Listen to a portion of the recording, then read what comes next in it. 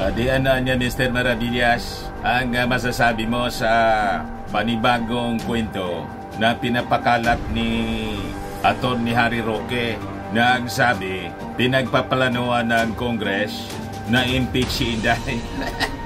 Yan po ang kanilang panibagong propaganda po. Pero kung ako po, mas maganda.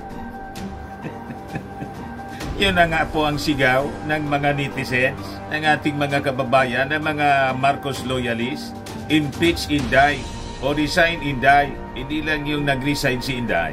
Mga nagpapagang mga balita at pagtalakay sa mga isyu ng lipunan. Pulsa, opinyon, para at paglalantad sa katotohanan. Pulsa, what you see is what you get. Unisan. Kababayan sa DepEd, kundi dapat mag-resign na daw si Inday bilang Vice Presidente kasi si Inday po, nang i-designate niya yung kanyang sarili, nang i-appoint niya yung kanyang sarili as designated survivor, tingin ng ating mga mamamayang Pilipino, naging banta na, direkta ng banta si Inday sa ating Pangulo. Di ba? Yan na ngayon ang persepsyon ng mga tao. Lalo mga kababayan, si Harry Roque nagsabi na dapat si Inday gawin ng acting president. Kasi daw po, yung ating Pangulong Bongbong Marcos na ang tawag nila bangag, nagagamit ng pulburon, ang classification ng World Health Organization, chronic disease niya. So, kailangan magparehab yung ating Pangulo at gawing acting president si Inday. Ganon ang mga kwento ni Harry Roque, mga kababayan. O ngayon, ang kwento naman niya, may narinig daw siya mga kababayan, galing sa kanyang mga dating kasama sa Congress, na may nilulutong impeachment laban kay Inday. O di very good pa ganon, kung totoo. Pero tingin natin, parte ng propaganda para gatungan yung ating mga mamamayang Filipino, yung kanilang 16% na supporter na mag-alsa laban sa Pangulo. Ito ngayon yung pinapakalat mga kababayan ni Harry Roque. Impeachment laban kay BP Sara. 13 hours ago. Pati ng kanilang vlogger na si Maharlika, ganon din po yung pinapakalat. Yan po. Inday Sara, i-impeach nila. Alam na mga kababayan, yun ang script nila ngayon. Pilit nilang ginagatungan yung 16% na supporters nila na mag-alsa, mag-people power para iluklok si Inday. Kasi sabi nga ng mga analyst, si Inday po dahil sa kadadaldal ng mga nonsense, lalo yung pagbalik niya sa kanyang paglakwat sa galing Germany, na iniwan yung ating mga kababayan na nalubog sa baha, nang bumanat si Inday, direkta nang bumanat si Inday laban sa ating Pangulong Bongbong Marcos, na subsub sa pagtatrabaho sa pagsasaayos ng bagong Pilipinas, lalong na-damage yung kanyang reputasyon. Sabi ko nga po mga kababayan, self-destruction yung ginagawa ni Inday. Kaya yung result po ng survey, lumagapap ng todo po si Inday, dumaos-dos. Yeah po. Sabi dito sa Impact Leadership, from designated survivor to biggest loser. The biggest loser. Sara's net satisfaction rating declines across all regions. Nag-self-destruct mga kababayan si Inday. Sabi po niya ni political analyst Ronald Llamas sa interview mga kababayan ni Christian Isguera sa kanyang podcast na Facts First, si Inday daw po damaged goods na, at ang mga Duterte, pag sinabi mong damaged goods po, hindi na pwedeng ibenta. Di ba? Pag may damage na po, possibly may magtsatsaga pa man na bibili, pero wala po. Yung value ng isang damaged goods, mga kababayan, halos ipamigay na lang. Pakinggan natin yung sinasabi po ni political analyst Ronald Llamas. kung paano naging damaged goods, mga kababayan, si Inday. Hiramin muna natin itong podcast ni Christian Isguera ng Facts First. Ayan po, si Christian Isguera po, Facts First. Sa inyo yung full story ng balitang yan, click subscribe muna dito sa ating YouTube channel and hit the notification bell para lagi po kayong updated sa mga kaganapan dito sa ating bansa. Like and share na rin po ninyo ang ating video. At huwag na rin po ninyo na skip yung ating mga commercial ads para tuloy-tuloy lang ang pag-unlad ng Bagong Pilipinas. Sa mga nagana po ng malinis and spacious fitness gym, pumunta lang po kayo sa aming Colossal Fitness Gym. We also offer Grab Car Rental with our brand new 2023 model ng Toyota Innova. We also accept booking for those who are planning to travel via PAL, Cebu Pacific, and other airline companies, local and international, and bills payment for Meralco Bills, Aleco Bills, PLDT, etc. Ang Colossal Fitness Gym is located at 3rd floor Security Bank Building, Lanco Business Park, Legazpi City, Albay. For inquiries, look for Gilon Maravillas, contact number 0966-802-0949. Yan po yung aming Innova. Lagi na pong matao sa amin.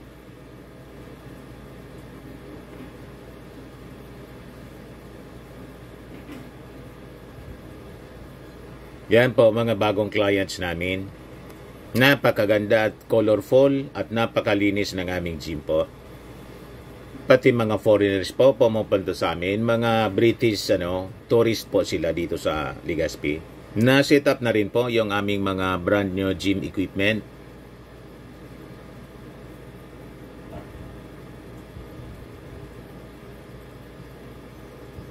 May treadmill na rin po kami. Ito naman po yung bago naming product na binibenta online. Eye Glow Serum, whitening po siya. Tingnan ninyo yung epekto sa aking anak na architect before and now. Yung mga inquiries po ninyo, dumiretso na lang kayo sa kanyang Facebook account, Riz Maravillas. Ito naman po, Firmax Firming and Lifting Cream, pinapahid po sa mga pulses in affected area. Mainam po sa paninigas ng mga kaso-kasuan. Ito naman po, Automax Radiant Serum. Sa mukha naman yung application, anti-aging po siya. You will look 10 years younger than your age. Sa mga cancer patients naman po, baka lang gusto ninyo itong itry. Neng siya red mixed fruit drink. Hindi mo po siya gamot, food supplement siya. Kaya lang, gawa siya mga kababayan sa goji berry. Yung goji berry may anti-cancer properties. O ngayon, yung mga inquiries ninyo, dumiretso na lang kayo sa aming messenger sa Facebook para masagot namin agad. Ayos pa? Ayos na ayos niya, Mr. Maravilla. Pakinggan natin kung ano yung paliwanag ni political analyst Ronald Llamas. Ayan mga kababayan, yung sabi ni political analyst Ronald Llamas. Ako ang tingin ko ay medyo damaged goods na sila. At kung sakaling papapasukin yung ICC this year, lalo na silang madadamage. Damaged goods na po ang mga Duterte. Si Inday, damaged goods na po. Lalo pa niya pag pinapasok yung ICC. Kaya nagmamadali, mga kababayan. Si Harry Roque, gusto nang gawing acting president si Inday. At nag-intensify sila ng kanilang paninira using yung polboronic. Wala man pong maniwala. Kasi yung kwento nilang paulit-ulit po, nasanay na lang yung mga tao. Wala niya. Lahat man lang yan paninira. Tulad ng paninira sa mga Marcoses ng mga dilawan noong panahon. Di ba? Kaya nangyayari po, yung kanilang paninira, bumubuelta sa kanila. Ito yung paliwanag ni Ronald Llamas. Ano ba? Halimbawa dito sa Parmali, mismo yung mga akusado, sila Duque, sila tahimik pa, ay nagsisimula na magsalita.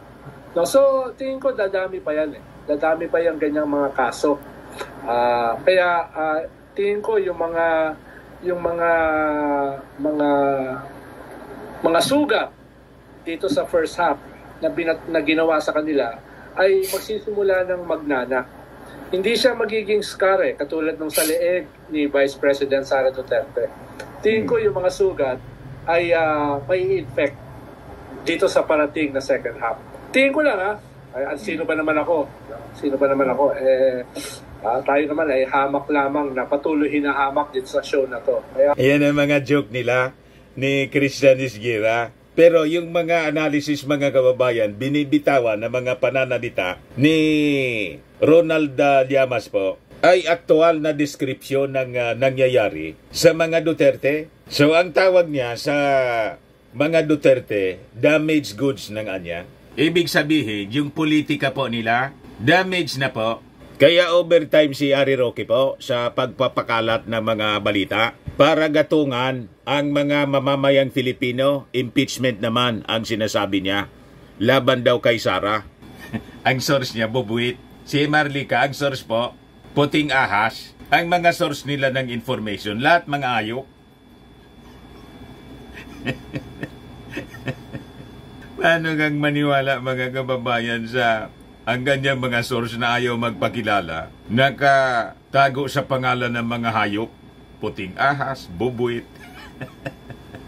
Pag ganyan po, marites na mga kwento. Kasi pag hindi po marites, dapat ang source po nagpapakilala. Ang ibig sabihin, kayang panindigan yung sinasabi kasi lantad siya. Hindi nakatago sa bubuit, nakatago sa puting ahas. Di ba? Parang yung mga trolls nila na ginagamit sa mga pangbabas, mga nambabas sa atin po dito, sa ating programa, sa ating page sa Facebook, pari-pari yung mga personality. Pag chinik mo yung Facebook account po, nakalock. Kung hindi nakalock, mga kababayan, yung picture, hindi man sila gumamit ng picture ng ibang tao o kung hindi po, kung ano-anong bagay. Maniwala kayo sa mga ganyan. Yan ang mga trolls na ginagamit po nitong mga taga-nausog. Pakinggan natin, mga kababayan, yung sinasabi ni Harry Roque.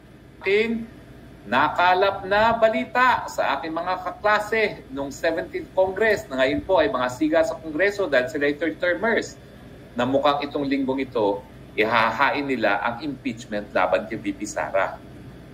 Wala naman akong kaduda-duda na gagawin nila ito.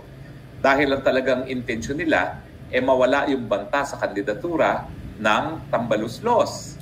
Siyempre, ang pinakamagaling madaling paraan, i-impeach, tanggalin sa pwesto si Inday Sara Duterte. Nung minsan, tumutol siyempre ang presidente, sumunod ng kamera. Pero ngayong naghiwalay na sila ng landas, siyempre, di na natin inaasahan tututol ang presidente. Baka sabihin pa ng presidente, bilisan ninyo ang impeachment. Pero natatakot ba ako para kay Inday Sara? Hindi.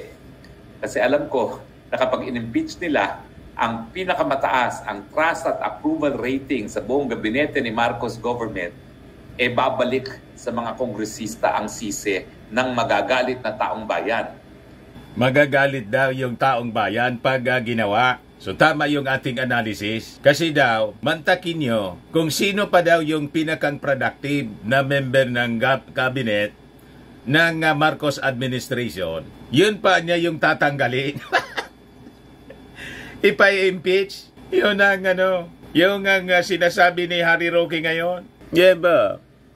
Ang pinakamataas, ang trust at approval rating sa buong gabinete ni Marcos government, babalik sa mga kongresista ang sisi ng magagalit na taong bayan. Mantakin nyo kung sino pa yung pinaka-productive at hinangaan na miyembro ng gabinete, yung pa ngayon ang tatanggapin. Ang dami-dami dyan ng mga non-performing, yun pa ang hindi matatanggal. At pinagang productive daw. At sa kanya magagalit talaga yung taong bayan. Kasi lumalabas niya talagang gahaman sa kapangyarihan si President Bongbong Marcos na gustong mag-perpetuate sa poder. Ngayon yung lumalabas na gahaman kasi gusto mo nang maging acting president agad-agad. Si Inday Sara, magto 2 years pa lang 2 years pa lang po yung ating Pangulong Bongbong Marcos. Gusto na ninyong palitan to make over si Inday. So yun ang malinaw na gahaman. Binabaliktad lagi po ni Atty. Harry Roque. Yan ang sinasabi niya po. Dahil lumalabas at talagang gahaman sa kapangyarihan ang administrasyon ni Marcos Jr. Mukhang totoo talaga yung ating mga sinasabi na talagang ayaw nang umalis sa pwesto ng Marcos Jr. Hindi lang siya 6 na taon na uupo dyan hanggang maging presidente ang kanyang anak na si Sandro, all 18 years again, part 2, even longer than 18 years. Dahil nung una sila ay mahigit kumulang 20 years na umupo. So yun mga kababayan ang kanilang script. Kaya nagtaka pa kayo kung bakit ganon din ang sinasabi mga kababayan ni Inday sa kanyang video na pinalabas noong isang araw. Perpetuation daw. In power ang agenda ng ating Pangulong Bongbong Marcos. Imalinaw po kayo yung mga agendang ganon. Gusto ninyong itulad sa Davao yung Palasyo Malacanang. Papalit-palit lang sa mga members ng family. Di ba? Ito yung patunay mga kababayan. Gustong siluin yung ating Pangulong Bongbong Marcos. Kala nila, mauuto nila yung ating Pangulo. Yan o, sabi rito ni Harry Roque, Sara, not power hungry. Suggest Marcos allow her to take over. Yan ang patibong nila. Gustong mangyari nila. I-turn over na muna niya yung Palasyo Malacanang kay Inday. Tapos magparehab daw yung ating Pangulo. May ganon mga kababayan. Naniwala sila sa sarili nilang kasinungalingan. Yung akusasyon nila na bangag yung ating presidente to justify yung pag-take over ni Inday. Ganon ang kanilang script. Yan o. Former presidential spokesperson Harry Roque suggests that if President Ferdinand Marcos Jr. is dealing with a chronic illness or health disorder, he should consider allowing Vice President Sara Duterte to take over in an acting capacity. Tapos, ang sabi niya, si Sara daw, not power hungry. Paano naging hindi power hungry? Dinesignate na nga niya yung kanyang sarili. Inappoint na nga niya yung kanyang sarili as designated survivor. Hindi na nahiya. Di ba? Yun pa lang po, patunay na talagang gutom na gutom. Laway na mga kababayang umupo sa Palasyo Malacanang. Baliktad yung inyong mga pinagsasabi. Ang akala ninyo, mauuto ninyo yung ating Pangulo, pati yung ating mga mamamayang Filipino. In his column in the Philippine Star on Saturday, August 10, Roque called on Marcos to demonstrate to the Filipino people that he is in the right frame of mind to continue leading the nation, especially given the responsibility over 110 million citizens. Roque emphasized that Duterte is not power hungry, noting her role in the 2022 election and assured that she would return the reins of power once Marcos fully recovers. Mag-recover siya ano? Yung sinasabi ninyo na bangag yung ating Pangulo. Malayo po. Kahit saan tingnan na ang gulo, other than yung mga kwento ninyong pulboronic video. Na wala man maniwala, kundi kayo lang. O, di ba? Palibasa, sukul na kayo. Lalo't mga kababayan, palapit yung pagkaladkad sa kanila ng Interpol. Saka si Harry Roque po, nasusukol na sa investigasyon ng Pogo. Kaya gusto nilang to-make over sa Palasyo Malacanang. Kasama si Roque, sabi rito sa report ng Impact Leadership. Batangas 2nd District Representative Gervil Luistro suggested that former presidential spokesperson Harry Roque could face legal liability for his alleged role in representing the Pogo Hub raided in Pampanga. In an interview with Christian Isguera on his YouTube program Facts First, Luistro indicated that if Roque knowingly allowed the company Lucky South 99 to engage in illegal activities, he could be considered a principal by direct participation or at the very least by inducement. This involvement she implied, would make him complicit in the crimes committed. Sabi po ni Congresswoman Luistro, kahit abogado ka, if you knowingly allowed this company, Lucky South 99, to commit crimes. Violations of the revised penal code, it means you become a principal by direct participation. If not principal by inducement, then you become principal by direct participation. Ibig sabihin, kasama ka. So, naintindihan na ninyo mga kababayan kung bakit po nagkukumahog sila na iupo si Inday. Gawing acting president mga kababayan at ginagatungan nila yung mga mamamayang Filipino sa pagpapakalat ng kwento na gustong ipa-impeach ng Congress. May niluluto yung Congress na ipa-impeach si Inday. Nagparapaniwala kayo sa kwento ni Harry Roque. Noon, may pinakalat si Harry Roque na si Basti daw. May niluluto na ipa-suspend si Basti. Ngayon, wala. Hindi na nasundan mga kababayan yung kwento ni Harry Roque na may niluluto yung gobyerno na may plano daw mga kababayan na ipa-suspend si Basti after ng mga suspension na nangyari sa ilang mga gobernador. Yung suspension po ng mga gobernador, legit yung kaso. Di ba? O ngayon, ito naman yung pinapakalat po ni Harry Roque. May nilulutong impeachment daw laban kay Inday, hoping na magatungan nila yung 16% supporters ng mga Duterte na mag-people power.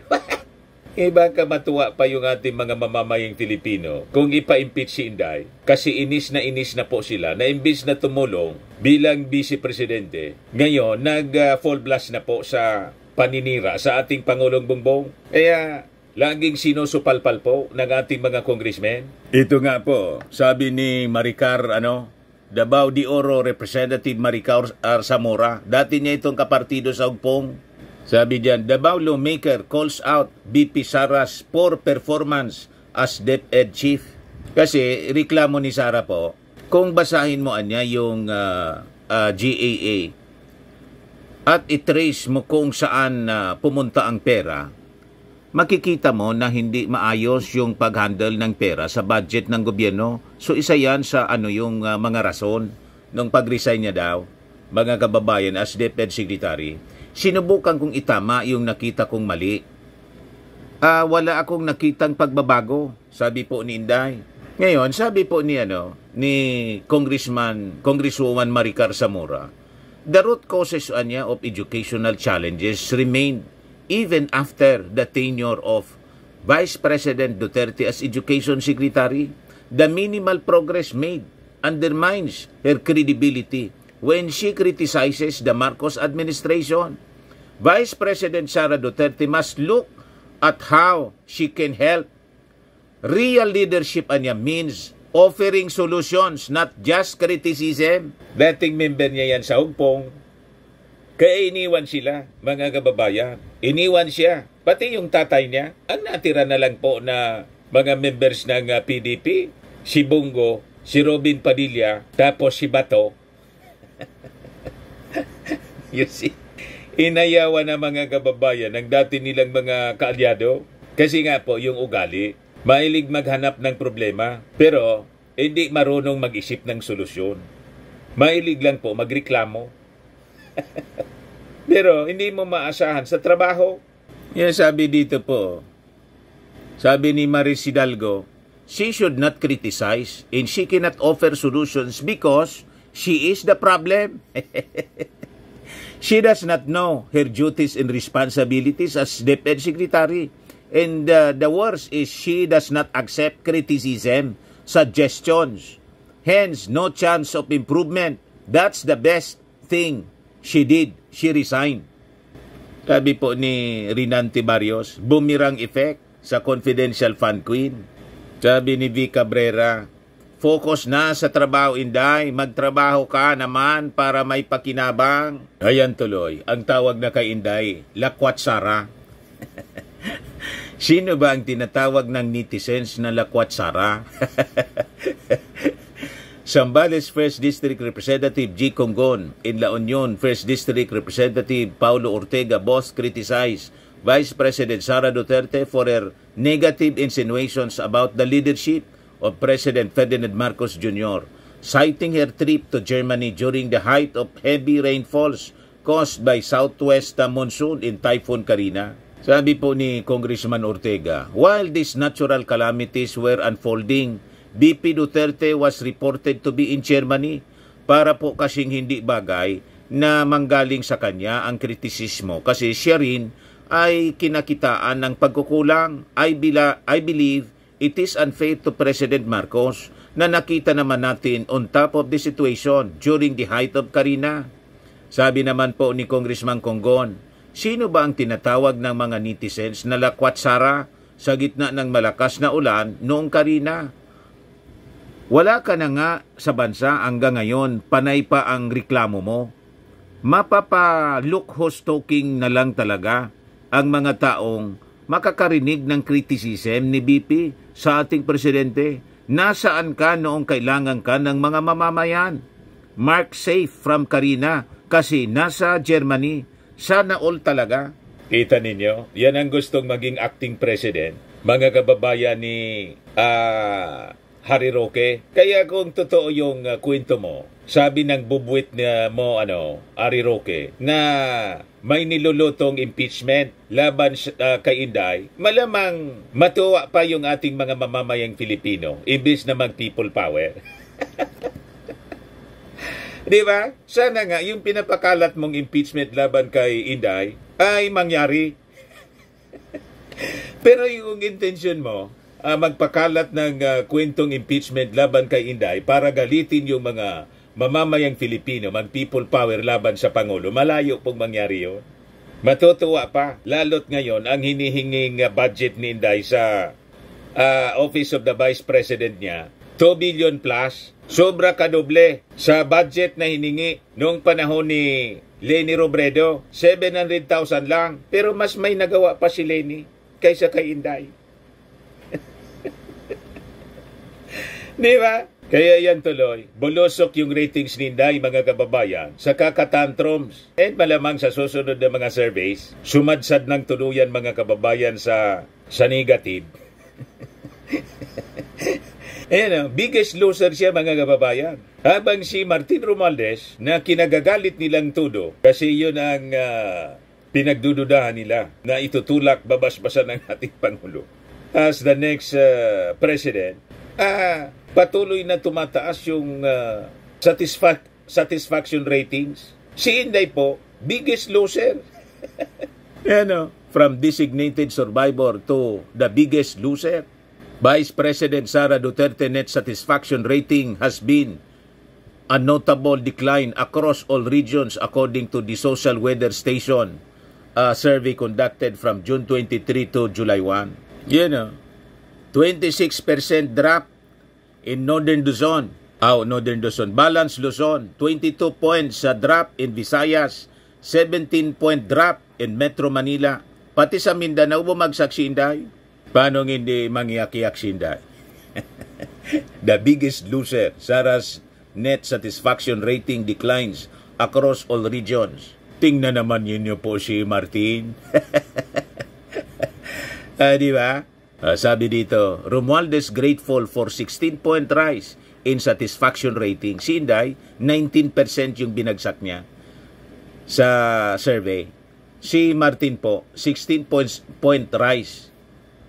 House Speaker Martin Romualdez expressed deep gratitude following the latest Social Weather Station survey which revealed a significant 16-point increase in public satisfaction with his performance, raising his net satisfaction rating to positive 29. Romualdez attributed this positive shift to the collective dedication of his colleagues in the House of Representatives, emphasizing that the rise in satisfaction reflects not only his leadership but also the exemplary efforts of members in driving crucial legislative reforms.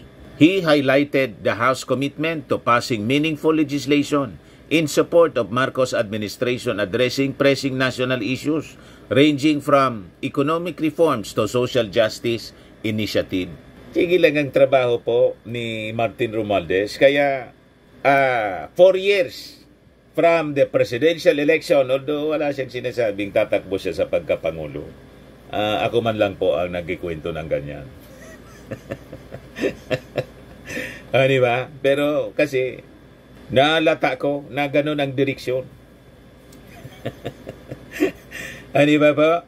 4 years pa. Malamang pag dating ng 2027, si Inday sad-sad na po, negative na siya. Si Martin po, lilipad ng lilipad ang kanyang ratings. Kasi sige lang ang trabaho. Tumutulong sa ating Pangulong Bongbong Marcos para mapabuti ang buhay ng ating mga mamamayang Pilipino. Wala kang marinig na reklamo. Ganyan ang kailangan nating leader po. Hindi yung reklamador. Siging reklamo, wala man siyang ginawa. Nagreklamo dahil sa tinanggalan ng confidential funds. Justified po yung pagtanggal kasi hindi man ipaliwanag paano nalunok yung 125 million in 11 days. Kung naipaliwanag sana kung paano nilunok, o di malamang pinagbigyan pa rin siya. Kaya lang nakakatakot po yung paglunok.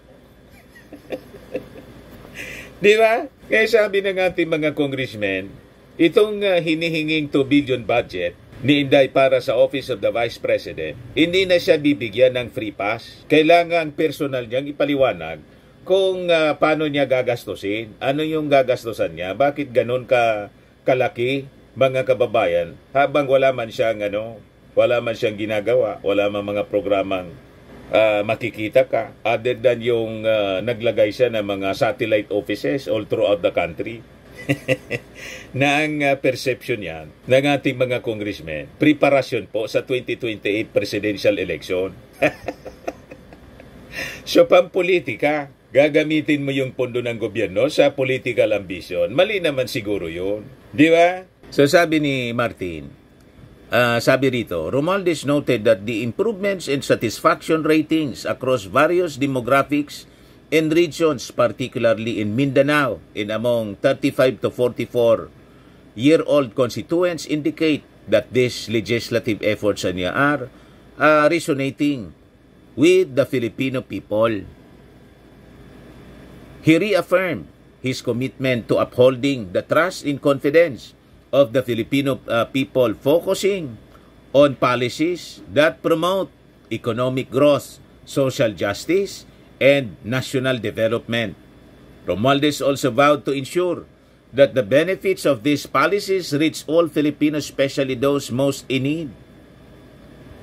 Ayan po, mga kababayan, tulong-tulong sila ng mga members ng Congress. Kaya nga po, personal na sumasama si Martin Romualdez sa ating Pangulong Bongbong Marcos sa bagong Pilipinas Servicio Fair, sa pamimigay po ng tulong sa ating mga mamamayan. Kasi pag kailangan po ng pondo, ang power of the purse nasa Congress po. O madali lang kasi laging katabi ng ating Pangulo si Martin Romualdez. Silos ng silos po yung mga Duterte. Kaya yung sinisiraan naman ngayon ni Cathy Binag sa mga interviews kay Maharlika, yung Kongreso, alatang-alata po yung insecurities sa kanila. Di ba?